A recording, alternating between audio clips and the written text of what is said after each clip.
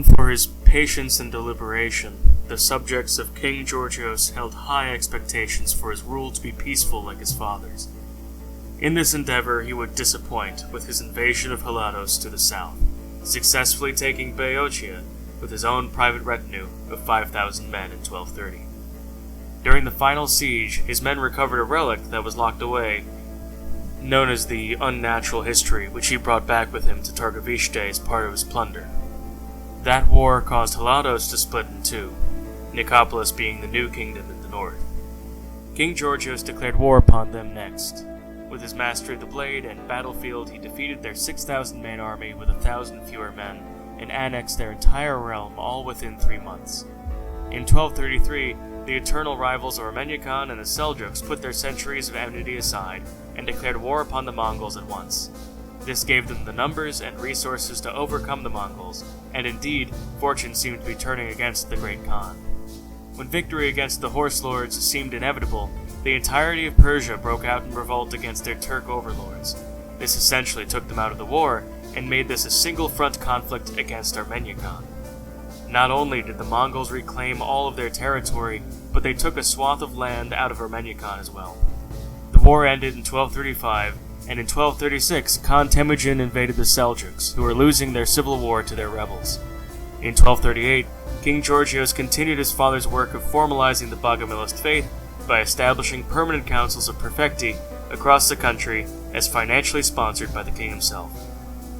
On the 25th of April 1239, King Georgios fathered a son named Alexandru with his newest wife, a young Serbian girl named Bastina.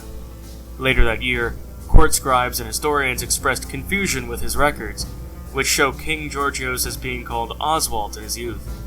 The records were deemed mistaken by the king himself, and thus the inquiries were dropped. As such, the origin of this new name and why he carried it over his birth name would be lost to history. Meanwhile, news reached the court that in the far-off east around 1222, Temujin's son, Zhaozu, conquered China and declared himself emperor. The reason that news took so long to travel had to do with the decade of plundering his Mongolian guards engaged in, sending the bureaucracy into a tailspin. In fact, by 1239, when this news finally reached the west, Emperor Zhaozu would already be embroiled in a brutal civil war. On the 2nd of December 1239, Khan Temujin the Vengeful died at the age of 72, leaving his son Ogadai as the next Khan over 40,000 Mongols. By 1240, the Seljuk rebels won, and Shah Farrukazad the Mutilator had succeeded. Still, the Seljuks were decidedly shaken in their power, and with an army of only 20,000 men left after the disastrous dual war.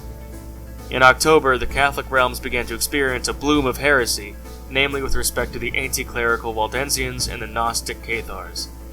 The Cathars were a serious threat to Catholic stability, as they began to spread like wildfire throughout Europe. In 1241, the Mongols were disposed from their rule in China, replaced by the Han Jianzhou dynasty, Sue Jianzhou as its patriarch. On the 5th of January 1241, at the behest of Anastasia von Boppard, who was half-sister to King Georgios, Kaiser Arnulf converted to the Massalian faith. This meant that the largest and most powerful Catholic realm in the entire world, Deutschland, had left the fold, perhaps forever. He began a zealous campaign of conversion, and even converted his heir, Friedrich, the nephew of King Georgios. It was increasingly clear that the Massalians were destined to dominate the Christian world, but would the first heresy of orthodoxy, the Bogomilist faith, be able to withstand the pressure dominating now from all sides? King Georgios would dedicate much of his rule to making sure it would. In 1242, a daughter was born to King Georgios, who he named Christina. By June, Agade had revived his father's great conquesting spirit, and rallied all the steppe clans to another westward invasion. As such, he earned the name of Genghis Khan, meaning greatest Khan or Khan of Khans. Meanwhile, Prince Friedrich of Deutschland began gathering men and mercenaries for a proposed invasion of Bulgaria, which is under Wallachia, claiming it as rightfully by his blood. Most notably, Basilius Phokas of Armeniakan declared his full support for Friedrich as a fellow Massalian. He also was promised the full support of the Knights of Calatrava. In 1244, another one of Georgios' half-sisters, Nevena, attempted to convert him to the Massalian way, leading him to imprison her, and kick-started the general persecution of the large Massalian minority under his reign. On the 13th of August, 1244, after a bout of camp fever, King Georgios was rendered incapable and bedridden for the rest of his life, which would itself be short. 14th of September 1244, King Georgios died at the age of 43 due to complications surrounding his incapability. This left his only son, King Alexander, to inherit the throne at the age of 5.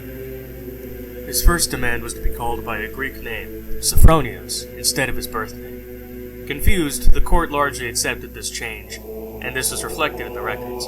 Perhaps it was a way to emulate his father, who had a mysterious name change early on in his own childhood. So, King Cephronius would begin his lifelong trend of emulating his father with this initial bizarre decree. On the 5th of May, 1247, a powerful league of conspirators demanded that the Kingdom of Bulgaria's succession laws be changed to Gavelkind, essentially cutting off North Wallachia from the heartland in the south.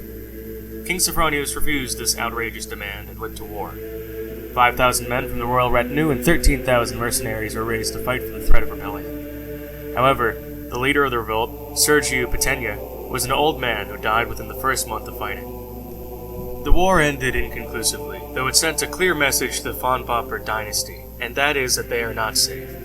On the 7th of July, 1247, a long-awaited day finally came for the Bogomilist faithful. The followers of standard Orthodox Christianity had dwindled to such a point, and the Bogomilist faithful had become so numerous that Orthodox Christianity was now considered a de facto heresy.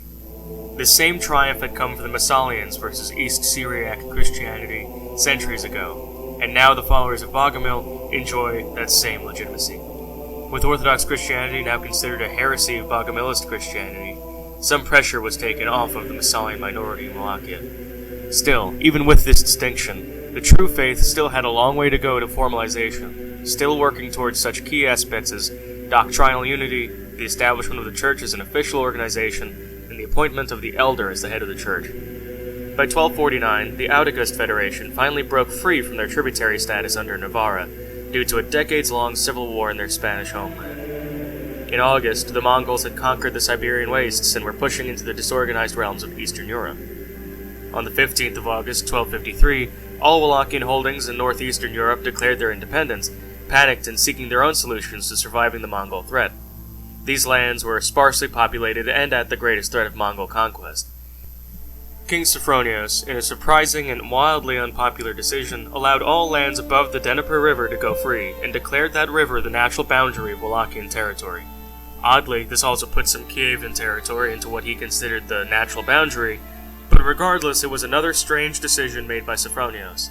Ultimately, this would eventually prove a wise decision on his part, taking Wallachia out of the trajectory of the Mongols and therefore out of conflict with that apocalyptic force on the horizon. In December, King Cephronius married a Greek woman named Prothemia.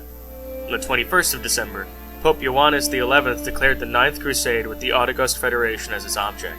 If they failed to repel this crusade, they would likely never recover, and the fate of Africa would be inexorably tied to the whims of Europe for centuries. In 1254, the king fathered a daughter named Sylvia. On the 19th of June 1255, King Cephronius fathered a son named Alexander. On the 8th of March 1263, the Ninth Crusade was successful, carving the kingdom of Tilimsan out of the northern August territories, which surrounded the White Desert, where Blasco the Lionheart was made king of the new Catholic realm. Upon their victory, Navarra launched a series of wars to reclaim land along the Western Sahara. In 1268, another jihad was declared against the Mongols, and with the Seljuk Empire on its last legs, this would be their final chance to push them back. By 1271, the jihad had ultimately failed, dooming the Muslim world to Mongol subjugation and their Tengri sky god. On the 12th of April, 1272, Hochmeister Werner of the Teutonic Order began a campaign to convert the pagans of the north by the sword. Pope Hadrianus III blessed their mission, and they marched north. On the 25th of December, 1277, King Cephronius died of a snake bite while in his bed. He was aged 38. An eccentric yet diligent man, he left behind his son Alexander to take the throne at the age of 22. The first decree of the new King Alexander is to assume a Greek name, like his father, grandfather, and great-grandfather before him. And so, with this decision, King Metropones enshrined this practice into world tradition. A bookish man who was also good with money, his rule seemed to promise more than that of his strange father. It seemed to promise wisdom. On the 15th of June, 1278, the Northern Crusade was officially declared, and the rivers of blood began to flow. In 1278, King Metropones fathered a son, who was named Amalric.